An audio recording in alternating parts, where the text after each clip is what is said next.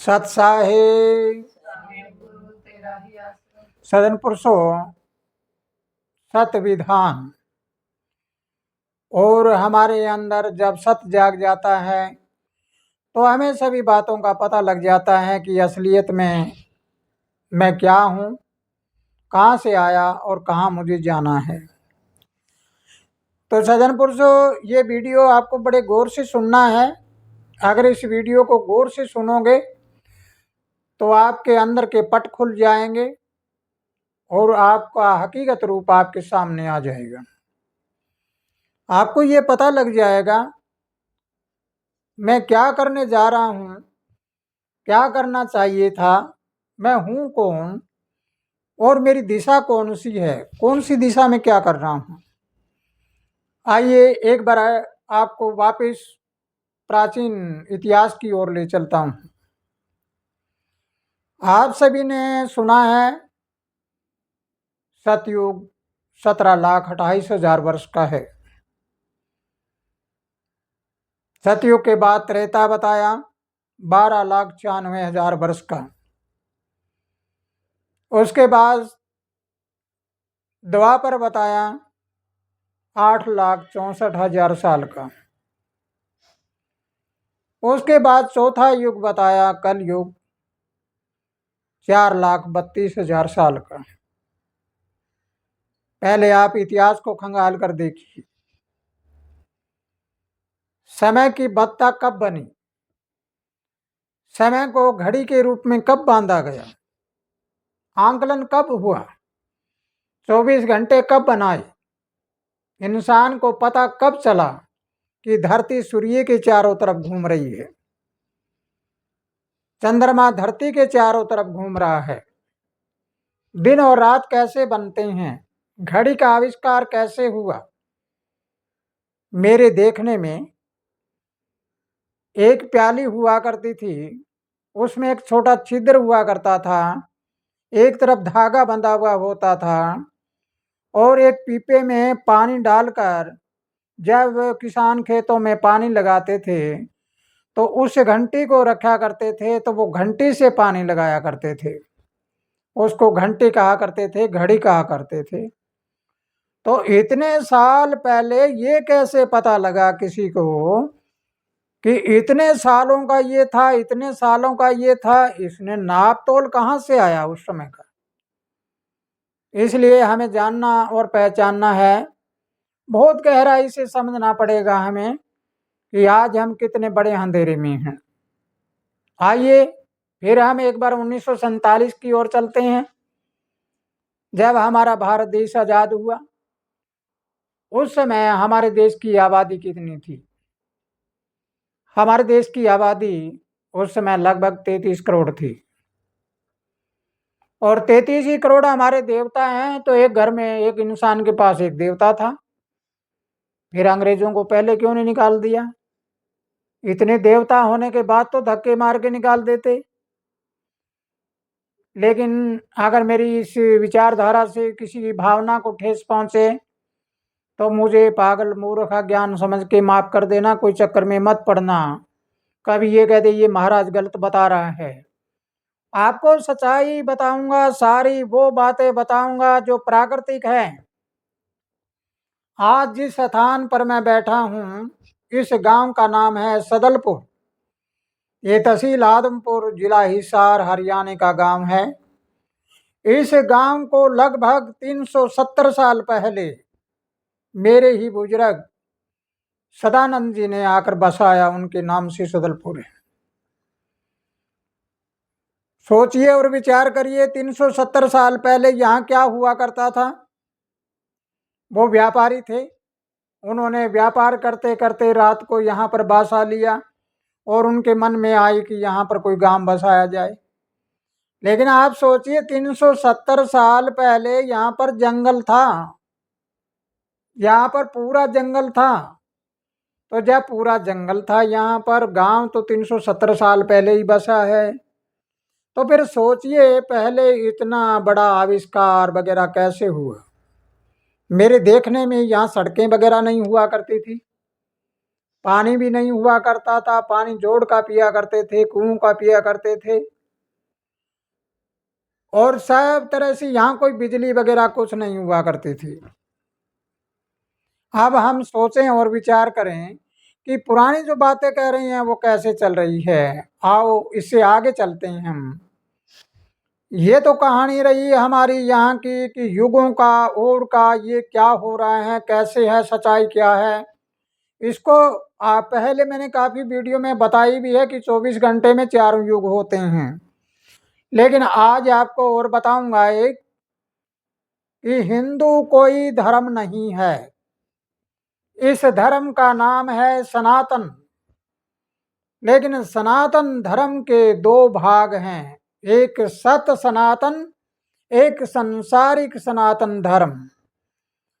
अब आपको अवगत कराऊंगा कि सिंधु घाटी, सिंधु एक नदी है, उस घाटी के ऊपर हमारे लोग रहा करते थे। तो उस समय सैको है कहा करते थे। जैसे सदलपुर में आज भी सैको है कहते हैं। कोई पूछे कौन सा गांव है, वो कहेगा हदलपुर। आज भी सैको है कहते हैं। इसलिए सिंधु घाटी में रहने वाले अगर सिंधु घाटी की सभ्यता को देखते हैं तो वहां पर सैको है कहा करते थे, इसलिए हिंदू कहा। हिंदू एक संस्कृति का नाम है, न कि किसी धर्म का नाम। धर्म सनातन है। अब वहां पर रहने वाले आर्य और अनार्य 2 पक्ष हुआ करते थे। आज इस बात को बड़े गौर से सुनना है। अगर वीडियो छोटी थोड़ी सी लेट हो जाए, ज़्यादा हो जाए, तो भी ये समझना कि आपको बहुत बड़ा ज्ञान होने लग रहा है। उस समय आर्य और अनार्य 2 भाग हुआ करते थे। आर्य की परिभाषा क्या होती है? आर्य किसे कहते हैं? आर्य कहते हैं पवित्र को। जो लोग पवित्रता में रहते थे उनको आर्य कहते हैं। आर्य कौन होते हैं? पार ब्राह्मण। पार ब्राह्मण कौन होता है? जो प्रकृति यानी परमात्मा के नियम पर चलने वाले, जिन्होंने परमात्मा वाले नियम अपनाए। यानी वो पूजा किसकी किया करते थे? वो प्राकृतिक स्रोतों की पूजा किया करते थे। जैसे देवता कौन है? वायु हमारा देवता है। देवता नाम देने वाले का होता है। अगर वायु ना हो तो हम क्या करेंगे? जीवित नहीं रहेंगे। अग्नि, अग्नि एक देवता है। अग्नि ना होगी तो हम क्या करेंगे? हम मर जाएंगे, नहीं रहेंगे। इस प्रकार जल भी देवता है। जल देवता है, जल ना हो तो हमारा जीवन नहीं होगा। इसी प्रकार सभी चीजें देखते हैं तो जो देने वाला है उसका नाम है देवता। उन देवताओं की आर्यों ने अनुभव करके कोई फोटो बनाकर बताई कि ऐसी ऐसी शक्ति हमारे अंदर है। ये यहाँ से हवा जा रही है श्वासों में, हमारे फेफड़े हैं, इनमें हवा जाती है, इनमें शाही चूस की तरह वायु चूस लगे हुए हैं। वो वायु में से ऑक्सीजन निकाल के और हमारे खून में भेजते हैं और उससे खून में गर्मी आती है और ऐसे हम जीते हैं। यहाँ हमारा अग्नाशय है, जब हम भोजन खाते हैं तो फिर वो अग्नि है, वो उसको उबाल कर उसमें से रस निकालती है। इसी प्रकार सारी की सारी चीज़ों के बारे में उन्होंने प्राकृतिक पूजा की। और आर्य लोग क्या करते थे? हवन यज्ञ। हवन यज्ञ का मतलब होता है कि हर इंसान पे 3 कर्जे होते हैं। पहला कर्जा होता है खून के रिश्तों वालों का, जो जल से संबंधित होता है।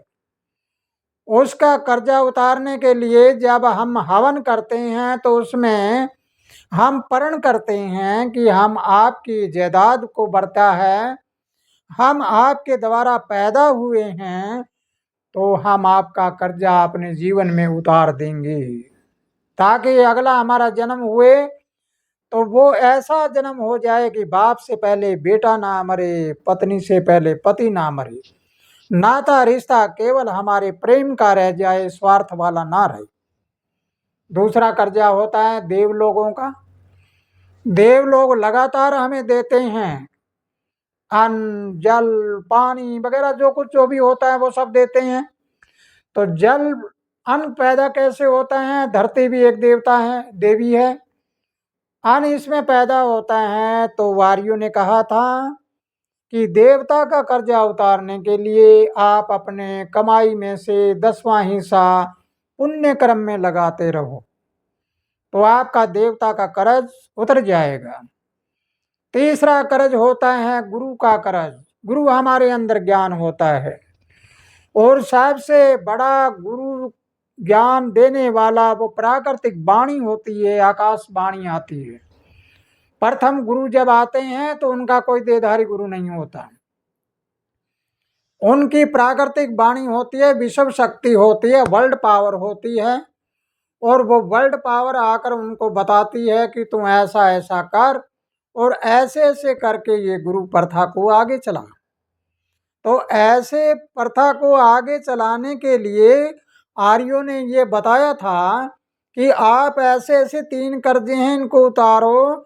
जो गुरु ने आपको ज्ञान दिया, जो वाणी ने ज्ञान दिया, उस ज्ञान को आगे बांटो ताकि मानवता सुधर जाए और मानव को ये पता लग जाए कि मैं कौन हूँ, कहाँ से आया, कहाँ मुझे जाना है, और मेरे कौन से कर्म का क्या फल मिलता है, और नाते रिश्ते हैं उनको मर्यादा के साथ कैसे जोड़ें।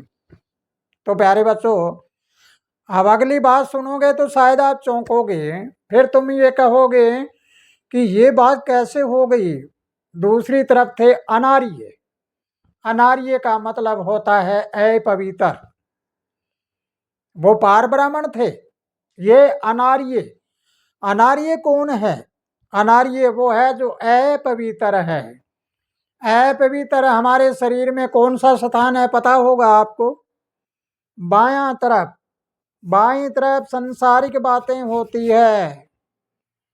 जब हम संसारिक बातों में विलय हो जाते हैं तो हम अपवित्र हो जाते हैं। अपवित्र हो जाते हैं तो हमने क्या किया? हमने जो मूर्तियां बनाई हुई थी अनुभव के लिए, उन कल्पित मूर्तियों को हमने उनको हकीकत मानकर उनकी पूजा करना शुरू कर दिया। हमने उनको ही परमात्मा मान लिया, हम उनको परमात्मा मानकर बैठ गए। तो आइए कि ये अपवित्रता, बाहर की काल्पनिक मूर्तियों को पूजने से हमारे अंदर अपवित्रता फैली, क्योंकि कहीं हमने काली माई बनाकर उनके ऊपर जीवों की बलि देना शुरू कर दिया। बलि का मतलब होता है त्याग करना, अपने अंदर की बलि देना होता है, लेकिन हमने तो जीवों की बलि देना शुरू कर दिया। आप कुछ जगह देखते हैं तो यहाँ जीव के ऊपर रंग लगा लेते हैं, तलवार ले लिया और ऐसे किया, और फिर उसको लेकर ऐसे करके ऐसे गर्दन हिलाने लग जाए। काली माई आ गई, कहीं पे भैरव आ गया, कहीं पर चौगानन माई आ गई, पता नहीं कितने कितने माई और भैरव, पता नहीं क्या क्या आ गया। ये सारी की सारी कल्पना है। यूं इनकार नहीं किया जा सकता, भूत नहीं होते, भूत प्रेत होते हैं, देवता होते हैं, परमात्मा भी होता है। सिर्फ ये ऊर्जा होती है नेगेटिव और पॉजिटिव। नेगेटिव ऊर्जा होती है उसको हम भूत प्रेत कहते हैं, पॉजिटिव होती है उसको देवता कहते हैं, सुपर पॉजिटिव होती है उसको हम परमात्मा कहते हैं, वर्ल्ड पावर कहते हैं। तो बच्चों जरा इसके बारे में सुनो। आर्य क्या करते थे? आर्यों का नियम क्या था? तन, मन, धन और जबान, इनके दोषों से वो दूर रहा करते थे। अब जरा सुनिए, अनार्य क्या करते थे? अनार्य तन, मन, धन और जबान, इनके दोषों को पकड़ बैठे। तन के दोष क्या होते हैं? चोरी, जारी और हत्या। अब इसके अंदर छिपे हुए मन का दोष। मन का दोष होता है, 3 दोष होते हैं, ईर्ष्या, घमंड, मनसा पाप। फिर हमारी इस जीभ्या का, जबान का, जबान के 4 दोष होते हैं: कड़वा वचन, झूठ, चुगली और चापलूसी। ये किन लोगों में पाएगी? अपवित्र में, यानी अनार्य में। जब ये चीजें उनमें मिलेगी तो आप सोचिए, विचार करिए, फिर उनके पास धन कैसा होगा?